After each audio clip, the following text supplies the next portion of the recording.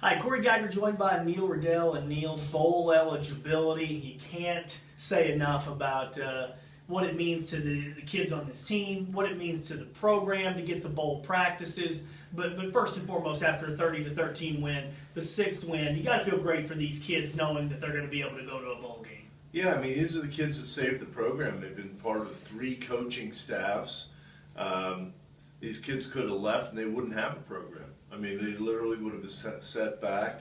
I mean, a lot of us feel they've been set back significantly as it is, struggling to beat Temple, struggling to beat Indiana, and yet, had all these kids left, you'd be 5 years and still struggling to beat those teams. And just for perspective, this was kind of always expected to be the bottoming out year of the sanctions. This guarantees at least a 500 regular season. So for the 3 years of the sanctions, 8-4, 7-5, and then a 6-6. If they can win the bowl, they can go through all 3 years without finishing below 500. And that's if they lose. If they lose Illinois, if they beat Illinois, all of a sudden you could guarantee yourself a winning season. Yeah, it's impressive to say the least for the leadership of guys like Mike Hall, Miles Diefenbach, Anthony Zettel, a lot of Adrian Amos, a lot of these players that really came up big today and throughout the season. 5 turnovers forced today by the defense, 4 interceptions, including a couple by freshman Grant Haley and Christian Campbell. I mean, look, James Franklin wants to play these younger guys. The experience they've gotten this year can only pay off in the future. And what a character / salesman he is. When he comes in the media room, he talks about he wants to play freshmen, and then he looks upstairs at all the freshmen around him and their families. They're about 20, 30, it seemed like today. Repeats recruits, it, I want to play freshmen. So, yeah, but you know what? The way the offense has struggled up until today and continues to struggle even through today, they need defensive touchdowns. They need special teams play. So I think that was real positive, the way the defense came up, and again, the way they blitzed different guys, really made Temple uncomfortable. Donovan Smith back today on the offensive line. Miles Diefenbach played most of the game, so the running game was a lot better today. Lynch goes for 130, Belton for 92. Both broke off some big runs, getting that running game going. We'll get to Hackenberg in a minute. We'll save him for last. But getting that running game going, something they haven't been able to do all year, that was impressive to see. Yeah, and I think going forward, that ought to help the passing game a little bit more. I mean, just as I think, though Hackenberg has been struggling, I think that did help the running game. And Donovan Smith seemed to be able to seal the edge, and they continue to mix and match on that offensive line with bringing in some of their subs. But hey, Penn State's got to be able to run the ball. They just have to. All right, so a lot of good things happened today.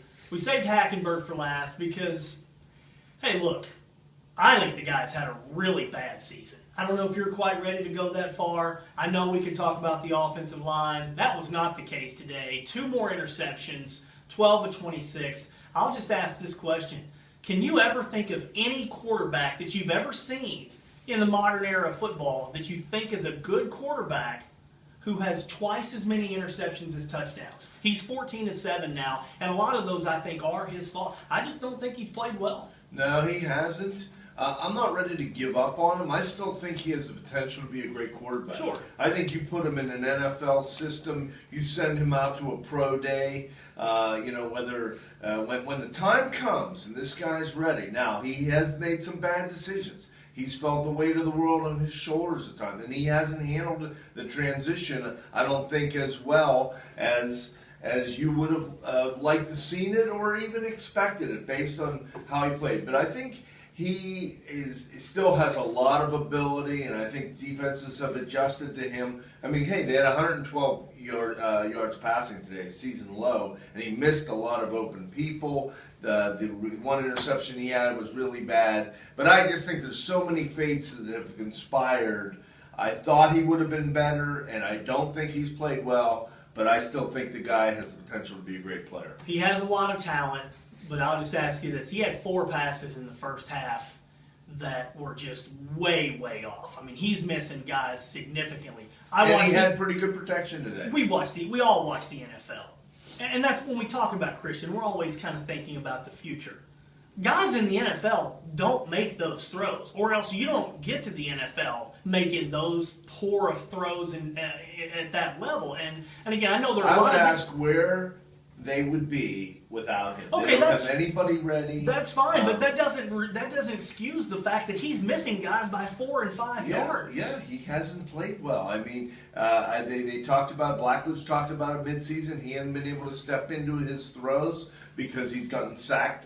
He got sacked 5 times the last 5 weeks. Now today, it was on him. He didn't play well. And, but I still think you have a guy you really can build around, and you want to talk about next year, this year being the bottoming out. He's still the linchpin of what you're building, at least through next year. I do think that he can get it back, this last part of the season, maybe get play a little better next year. But we have to call it. You can't just place everything on the offensive line when he's making these poor throws. Yeah, but I mean, Kyle Carter hasn't come up with a ball seemingly all year. And before the interception is when Carter dropped the ball. Hamilton dropped the ball in the end zone that would have made Christian's day look a little better. Yeah, but he seemed to have a good time. I would expect the way the running game played the last couple of weeks that he'll play better this week, but it's obviously something to keep your eye on. All right, a trip to the Beckmans next week. I wonder if the rivalry carries over. My call said no, but you got to think that these guys want to stick it to Tim Beckman a little bit. All right, for Neil Rudel, I'm Corey Geiger. Thanks to Kristen Nelson on our video.